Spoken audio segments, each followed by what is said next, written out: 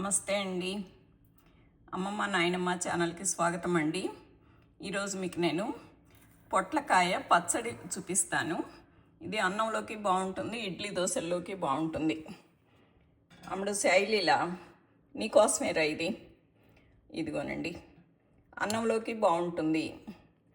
నెయ్యి కూడా వేసుకునే పని లేదండి, అంత బాగుంటుంది. నువ్వుపప్పు, వేరుశనగ పప్పులు వేసాము, కరివేపాకు వేసాము, కొత్తిమీర నేను.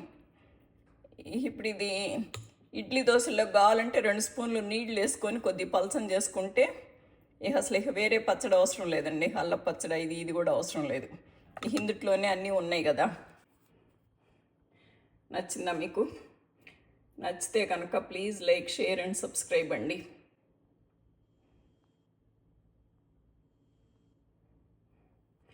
ఓకే, ఇక ప్రొసీజర్లోకి వెళ్దామండి. ఇంకా ఎలా చేస్తానో మొదలు పెడదామండి. నచ్చితే కనుక మీరు కూడా చేసుకోండి, చాలా మంచిదండి. ఇది నువ్వుపప్పు వేసాం కదా మనము, గ్రౌండ్ నట్స్ కూడాను ఆయన చెప్తారు కదా, కావలసిన కాల్షియం అంతా ఉంటుంది ఈ పప్పుల్లోనూ, చీప్ అండ్ బెస్ట్ అనేసి. ఒకసారి ట్రై చేసి చూడండి. ఒకసారి ట్రై చేసి మీరు గనక తీసుకున్నారంటే ఇడ్లీ దోశల్లోకి, అన్నంలోకిను, ఇక మళ్ళీ మీరే చేసుకుంటారు. ఇది అంత బాగుంది, అంత మంచిది కూడాను. ఈరోజు పొట్లకాయ పచ్చట్లోకి ఇది ఒక కాయ పొట్లకాయ తీసుకున్నానండి, 2 టమాటాలు తీసుకున్నాను, 2 పచ్చిమిరపకాయలు తీసుకోవాలండి. నేనైతే పేస్ట్ వేస్తాను. పొయ్యి మీద బాండి పెట్టేసి స్టవ్ ఆన్ చేసుకొని ఆయిల్ వేసుకుందామండి. నేను 1 స్పూనే వేసానండి ఆయిల్. 1 మిరపకాయ గిల్లేస్తున్నానండి. ఆవాలండి, మినప్పప్పు,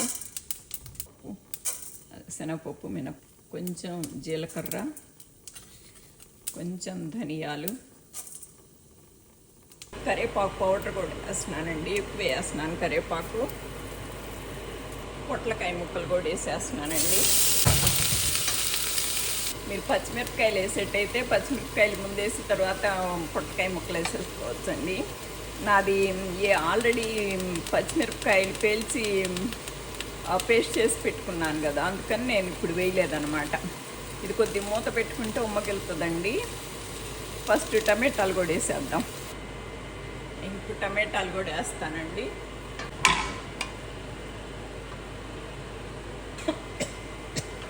కొంచెం కలబెట్టేసుకొని మూత పెట్టుకుందామండి, కొద్దిగా ఉమ్మకెళ్తుంది.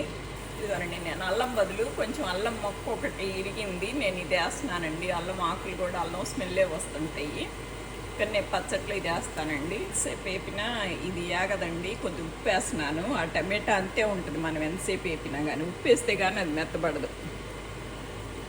కలబెట్టేసి మూత పెడదామండి. ఇదిగోనండి, 2 మిరపకాయలు అంతా పచ్చిమిరపకాయ ఇది ఉడికిపోయి ఉంటుందండి. చూద్దాము. ఇదిగోండి, ఉడికిపోయింది. స్టవ్ ఆపేసుకొని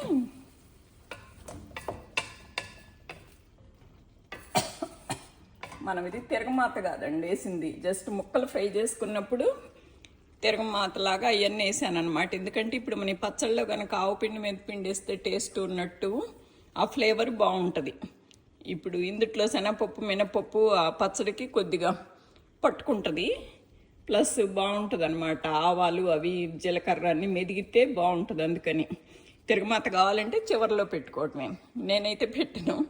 ఇప్పుడు ఈ వేడి మీదనే ఇదిగోనండి 2 గింజలు చింతపండు వేస్తున్నాను. 1 గింజ 2 గింజలు వేసేస్తే ఆ వేడికి అది చింతపండు మెత్తబడుద్దండి. ఇప్పుడు ఇది ఆరిపోయాకండి, ఇది ఆరిపోయాక ఇందులో కొబ్బరి వేద్దామండి, పచ్చి కొబ్బరి. ఇది 2 స్పూన్లు నువ్వుపప్పు వేద్దామండి, వేయించింది. 2 స్పూన్లు వేయించిన వేరుశనగ పప్పు అండి. ఇప్పుడు మిక్సీ పట్టుకుందామండి. ఇటు ఆరిపోయింది కదా, ఆరిపోయినాక మనం అవన్నీ వేసేసాం కదా. ఇప్పుడు అన్ని మొత్తం వేసామండి ఇందులో.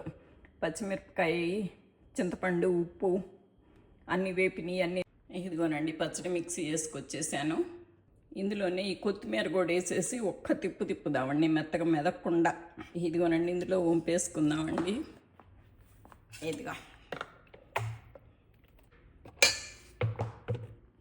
ఇదిగోనండి, మన పొట్లకాయ పచ్చడి అన్నంలోకి బాగుంటుంది. ఇప్పుడు ఇది ఇడ్లీ దోశల్లోకి కూడా బాగుంటుందండి. ఇడ్లీ దోశలకు కావాలంటే ఓ 2 స్పూన్లు నీళ్ళు వేసి కలుపుకోవటం, లేదంటే ఇలాగే తినేయటం. అది అసలు ఇందుట్లో నెయ్యి కూడా అవసరం లేదండి, అన్నంలో కలుపుకున్నా కానీ అంత బాగుంది. ఇప్పుడు దీనికి కావాలంటే తిరగమాత పెట్టుకోవచ్చు. నేనైతే పెట్టుకోనండి. నేను తిరగమాతలో వేయాల్సినవి అన్ని కరివేపాకుతో సహా నేను అన్నీ ఫస్టే వేసేసాను కదా. ఇది మిక్సీ వేస్తే అన్నీ ఇందుట్లోకి వచ్చేసినాయి. అది మీకు కావాలంటే మీరు వేసుకోవచ్చు. అది సంగతి. ఓకేనా? థ్యాంక్ యూ అండి. Please like, share and subscribe అండి. మీకు నచ్చితే కనుక please like, share and subscribe అండి.